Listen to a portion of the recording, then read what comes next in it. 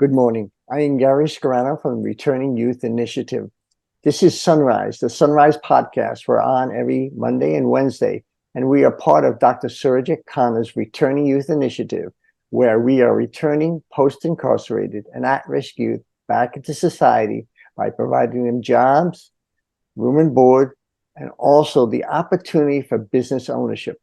SunRise does two things. We highlight individuals who have experience either living through or with their families with incarceration, or we highlight organizations that deal with these issues. But today, I'm very excited. We have a guest with us, Stephanie Harrington, who has intimate experience with a family member, her husband, who was incarcerated for, believe it or not, bank robbery. Interesting story. I can't wait to hear more about it. Good morning, Stephanie. Good morning, Gary. Thanks Stephanie, for having me.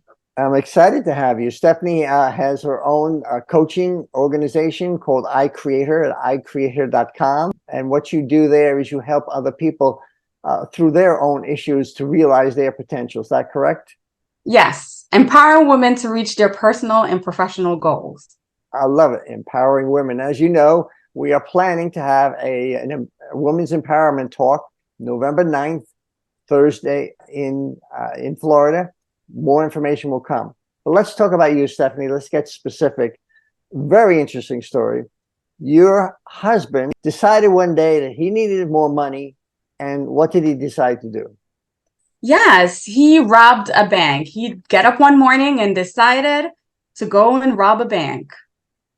That's an amazing story. I don't know how many people do that. They just wake up in the morning and say, I'm going to rob a bank. How did he do that? Actually, he passed a note to the teller, or I don't know exactly what was on the note, but I know the note was, I'm here to rob a bank. And they gave him money and he left. Yes, they did. Yes, they gave him money and he left. I was on a school internship program when I got a phone call from my mother-in-law stating that, oh my God, you're not gonna believe what just happened. And in my disbelief, I thought it was a joke. Yes. So you get a call from your mother and she says, what? She said, your husband is all over the news and they're looking for him. And I got in my car and went home. I was carpooling with a classmate, didn't want to talk about it because I was still in disbelief, as I said. And when I got home, by the time I got home, there were police cars everywhere and police going in and out of my house. There was guns everywhere and it was me, my mother-in-law, and my baby. So they showed me a picture. It's like, this is your husband? I'm like, yes, that is my husband. And did you know he robbed the bank? No, I did not. And I was in disbelief. Wow. But, wow. Well, I can't imagine what you were going through. But the next day they caught him, right? Yes. So he gets arrested. I believe he was found guilty, correct? Yes, he was found guilty. And sentenced to how long? 3.5 years. So here's the issue. What did this do to you? What did the effect did it have to you? Because the end of the story is you're still married. I'm very happy to hear that. And we're going to talk about the success. But this must have been a very difficult thing for you to deal with. Yes, it was. I tend to believe that our story is a miracle story. I had a background where I always felt like I was a victim in my own life. And when that happened to me, that was another, I would say, a suit for me to wear. I thought that, oh my God, here I am again, a victim in my own marriage. My husband robbed a bank and I had to deal with the shame. I had to deal with my emotional well-being was, there was so much unrest. I wanted to isolate myself. I took it really hard, but little did I know, but that was developing something inside of me who has made me who I am today. And who is that? Tell me, you lived through that. So you went through 3.5 years. Now we know, yes. You may not know the exact numbers, but I know that the statistics of spouses who have their spouse in incarceration. The divorce rate is very high. Yes. I have to hand it to you. How did you deal with it, number one, and how did you commit to yourself that you were going to stay together? Okay. So the first thing is your mindset. Where is your mind when this happened? And my mindset was, I love him. I love my husband, and love bear all things. Love is patient and love is kind.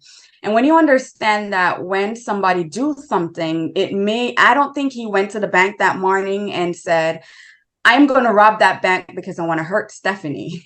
He has something else going on inside his head. He has his own personal journey that he's on, and his own life that he's trying to cope with. And maybe that was the best decision for him at the time.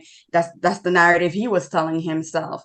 So that's where our marriage became that incubator for him to take the time out and to grow, or to expand, or to learn more about the decision that he makes, and that he had to pay for it, which was rightfully so. He robbed the bank, he had to pay for it.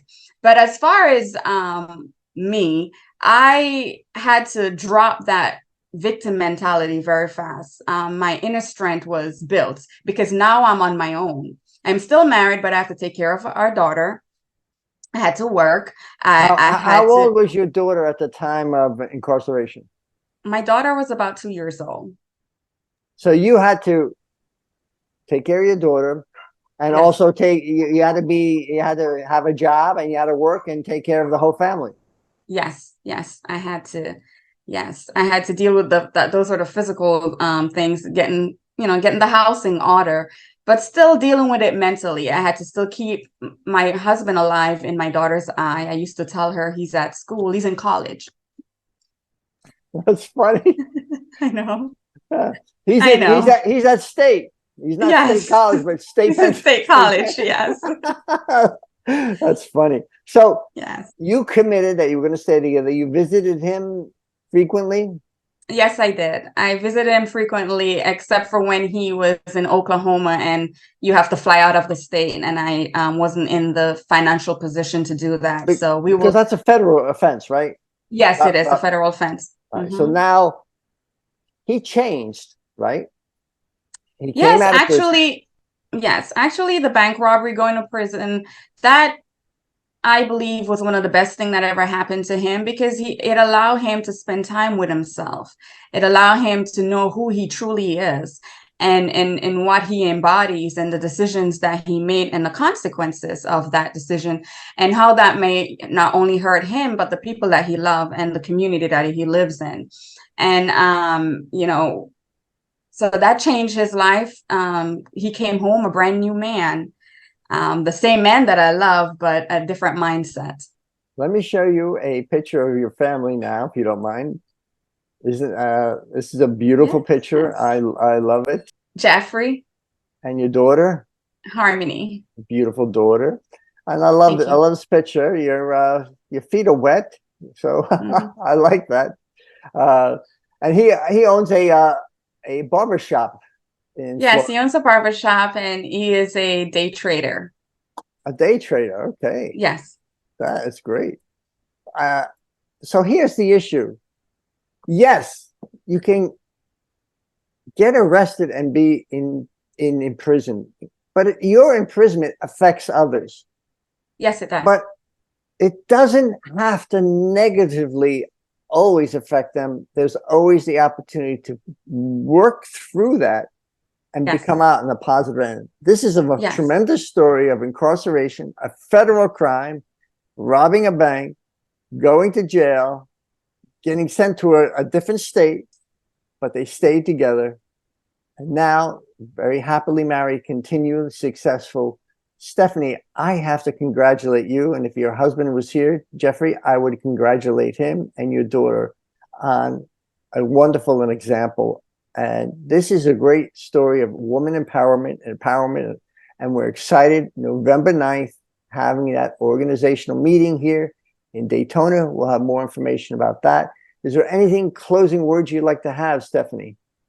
Yes. And one thing I would like to leave with you is, it doesn't matter.